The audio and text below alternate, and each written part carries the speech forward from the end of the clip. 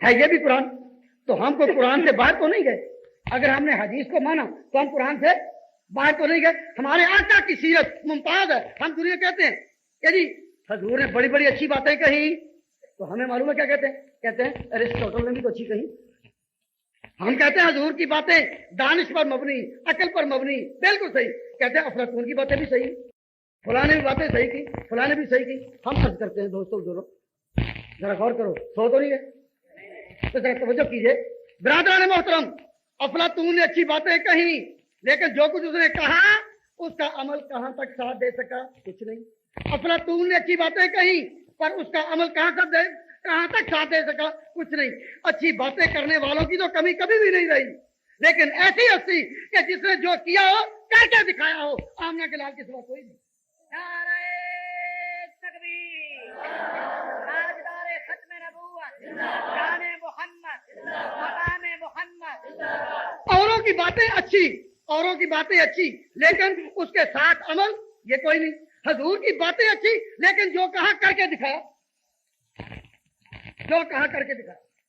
میں اس کی مثال دیتا ہوں. ایک شخص میرے پاس بیٹھا, کسی مسئلے میں کوئی سیرت النبی پر کوئی سوال کر رہا تھا, تو مجھے ایک خیال آیا کہ میں اسے کوئی ذاتی بات پوچھوں. تو میں نے اسے پوچھا کہ بھائی تیری شادی ہوئی ہے؟ تھا بڑا بے تکلف, کہنے لگا جی ہوئی ہے. میں نے کہا کیا حال ہے؟ کہہ لگا بڑی مصیبت ہے کہ بیوی ایسی بڑی مصیبت ہے. تو میں نے کہا کیا؟ میں نے کہا چھوڑ دو. کہہ لگا نہیں اولاد ہے تو اب بسرے اوقات نہیں, یہ ایسی گولی ہے نہ اگلی جا سکے نہ نگلی جا سکے. اولاد بھی ہے, میں چھوڑ بھی نہیں سکتا, اور تنگ اتنا ہوں کہ رکھ ہی نہیں سکتا. میں نے کہا تو بڑا دانا ہے, تو کوئی سوچ نہیں سکتا کس طرح تو ٹیکل کرے اپنے معاملے کو. کہنے لگا کوئی سمجھ نہیں آتی, اور تھا بہت تعلیم یافتہ. تو میں نے کہا کہ یہ واقعہ تمہارے ساتھ ہی ہے, اور لوگ تو خوش ہیں نا اپنے اپنے گھر میں. کہتا جی نہیں, اوپر سے صرف بتاتے نہیں, اندر سے بہت سے لوگ تنگ ہوتے ہیں. کہنے لگا کہ جی لوگ بتاتے نہیں, میں نے بتا دیا, لیکن اندر سے تو بہت تنگ ہوتے ہیں. بہت سے لوگ, گھریلو زندگیاں ایسی ہیں کہ اس پر عبور اور کنٹرول بڑا مشکل ہے. میں نے اس کو کہا کہ بھائی تم یہ دیکھو کہ تم سے ایک بیوی کنٹرول نہیں نہ ہوتی. کہنے لگا نہیں. تو میں نے کہا جس نے بھیا کا وقت 9 بیویوں کو کنٹرول کر کے دکھا دیا, اس کی سیرت کتنی پختہ ہوگی. تم ذرا اندازہ کرو کہ تمہیں ایک بیوی کو نبھانے کے لیے اتنا سوچنا پڑتا ہے, اور جس کی 9 تھی, اور ہر جو 9 تھی ان کے اپنے اپنے والدین اپنی جگہ, ان کے قبائل اپنی جگہ, لیکن جس نے سب کو شیر و شکر کر کے بتایا اور دکھایا. تو ایسی کامیاب سیرت پر تم سوال اور اعتراض کرتے ہو. وہ میرے سامنے توبہ کر گیا, کہنے لگا جی مجھے بات سمجھ میں آ گئی, مجھے بات سمجھ میں آ گئی. واقعی یہ سیرت وہ ہے کہ جو نمونے کی ہے, اور یہ اپنے اختیار کی نہیں, جب تک کہ اللہ تعالیٰ کی طرف سے نصرت جاوری نہ کرے. میں عرض کرتا تھا کہ حضور نے جو کچھ کہا کر کے, مثلا لوگوں کا سلو خمسہ کو, اے لوگوں 5 وقت نماز پڑھو, اور خود کتنی پڑھی؟ 6 یا 7. پھر لوگوں کا کتنی پڑھو اور خود 6 یا 7. تو اب بتائیے کہ عمل کا پہیہ آگے یا علم کا؟ عمل کا. کہ جو کچھ کہا کر کے دکھایا. لوگوں کو کہا تم مال جمع کر سکتے ہو, مال جمع رکھ سکتے ہو, اور جب سال گزرے حولان حول کی شرط پوری ہو تو زکوٰۃ دینی فرض ہے. اور اپنی باری آئی تو مال جمع ہی نہیں کیا, اور زکوٰۃ دینے کی بھی ضرورت ہی نہیں پڑی. تو جو کچھ کہا اسے بڑھ کر کے دکھایا یا نہیں؟ لوگوں کو کہا سومو شہرکم, رمضان کے روزے رکھو, اور خود شعبان کے بھی رکھے. جو کچھ کہا کر کے دکھایا یا نہیں؟ تو آقا نے اللہ کا نام لے کر دنیا کو کہا اے لوگوں, خدا نیکوں کی صفت بیان فرماتا ہے, والکاظمین الغیظ والعافین عن الناس, غصے کو پینے والے, لوگوں کو درگزر کرنے والے. اللہ کے بندے کون ہیں؟ غصے کو پینے والے اور لوگوں کو معاف کرنے والے. لیکن جب آقا کی اپنی باری آئی, آؤ فتح مکہ کا نقشہ سامنے رکھو. مکہ فتح ہوا, حضور فاتحانہ شان کے ساتھ مکہ میں داخل ہوئے. کس شان کے ساتھ؟ کس مکہ میں داخل ہوئے جس سے نکلے تھے راتوں رات ساتھ ایک تھا. صرف جب مکہ سے نکلے تھے ساتھ ایک تھا. آج فاتحانہ طور پر پھر مکہ میں آئے, لیکن آج ایک نہیں, آج 10,000. آج کتنے ساتھ؟ معلوم ہوا کہ وہ ایک طرف 10,000 ایک طرف. اس ایک کو خدا نے 10,000 کے ساتھ تول کر دکھایا, کیونکہ پیغمبر کی دعا ایک تھی, اے اللہ ادخلنی مدخل صدق واخرجنی مخرج صدق. دعا داخلے اور خارجے کی ایک تھی. جب نکلے ساتھ ایک, واپس آئے 10,000. یہ ایک وہ ہے کہ 10,000 کے برابر.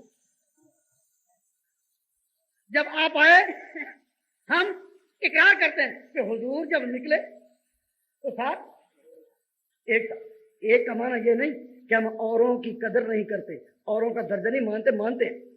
وہ ایک جو ساتھ تھا سیدنا ابوبکر صدیق, لیکن اوروں کے فضائل کا انکار نہیں. حضرت علی مرتضیٰ کی شان مسلم, حضرت علی مرتضیٰ کی یہ قربانی تھوڑی ہے کہ وہ اس رات حضور کے بستر پر لیٹے کہ اگر قاتلانہ حملہ ہو تو حضور کی بجائے کون جان دے گا؟ بے حضور کی بجائے کون جان دے گا؟ یہ سر دینے کے لیے تیار ہونا کوئی معمولی بات نہیں. شہادت کیا ہے؟ شہادت کیا ہے؟ ایک ورثہ محمد کے گھرانے کا نیا عنوان ہے یہ حق و باطل کے فسانے کا. شہید عشق ہی واقف ہے اسرار محبت سے, وگرنہ کس کو آتا ہے سلیقہ سر کٹانے کا. حضرت علی مرتضیٰ بستر پر لیٹے, حضور ان کو لٹا کر گئے اور ساتھ ایک ہے یا نہیں؟ بھائی جواب تو دو. ساتھ ایک.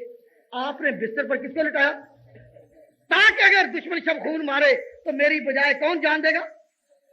اب آپ ہی بتائیں, ایمانداری سوچیں کہ حضور کے ذہن میں اگر ذرا بھی تصور ہوتا کہ میرے بعد خلافت اس نے کرنی ہے اور قوم کو اس نے سنبھالنا ہے, تو جس نے بعد میں قوم کو سنبھالنا ہو اس کو انسان قتل ہونے کے لیے لٹا دیتا.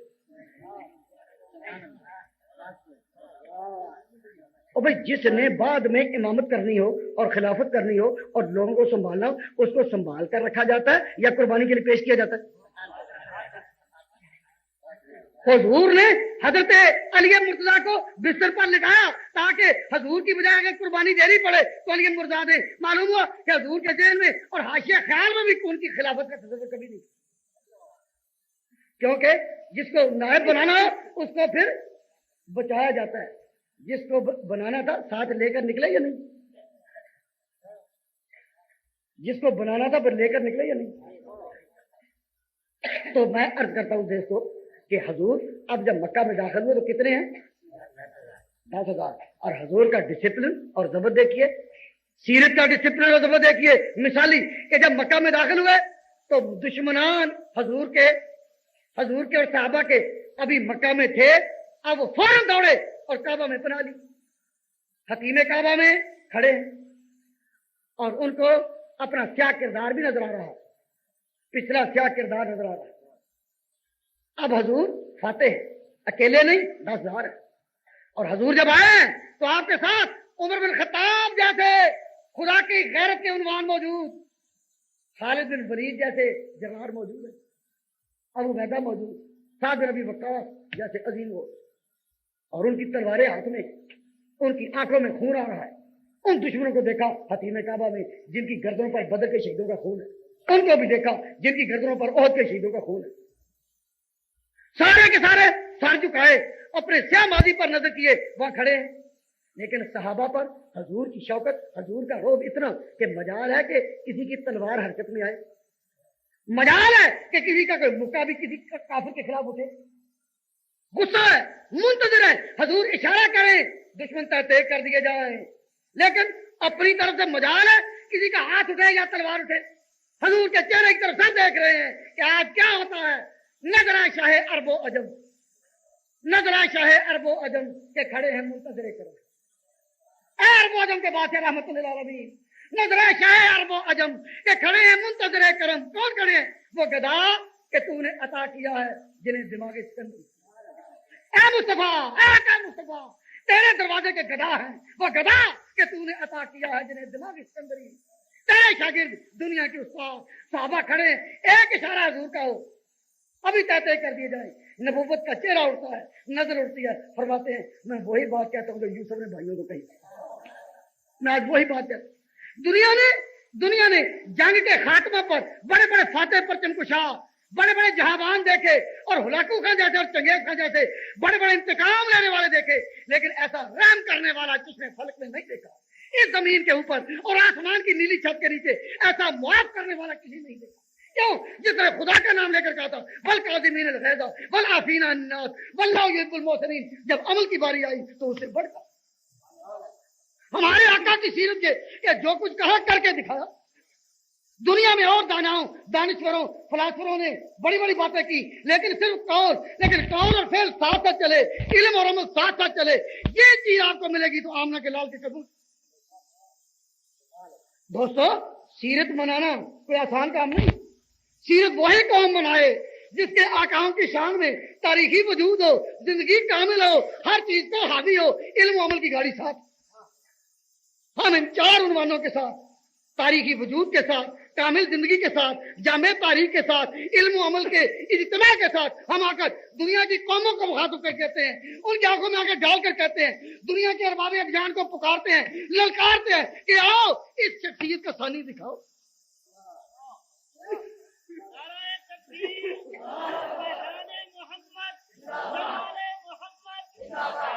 दोस्तों, अजीजों, बुजुर्गों और भाइयों, अल्लाह तबारक व तआला जल्ल जलालुहु अम्मन वालों ने हजूर को जब फतह अता फरमाई, आप जब मक्का में दाखिल हुए, ऊंटी पर सवार हैं, आपने सर मुबारक नीचे कर लिया, आंसू जारी है, गर्दन झुकी है, और सूरह फतह की आयात रुक रुक कर पढ़ते हैं कि जिस तरह रोते हुए इंसान की हिचकी बनती है और पूरा लफ्ज नहीं अदा होता, तो इन्ना फतहना लका फतहम मुबीना, ये रुक रुक कर पढ़ रहे, आंसू जारी हैं। हजूर से साहबा ने पूछा, हजूर आज तो खुशी का दिन है, आज तो फतह का दिन है, आज तो कामयाबी का दिन है। तो हजूर ने फरमाया कि ये वही मक्का है जहां से मुझे निकाला गया था। आज मैं फिर जब यहाँ दाखिल हुआ तो मैंने गर्दन झुकाई कि रब्बुल आलमीन ये ना कहे कि आज मोहम्मद को गुरूर आ गया। इसलिए कि जो दीन है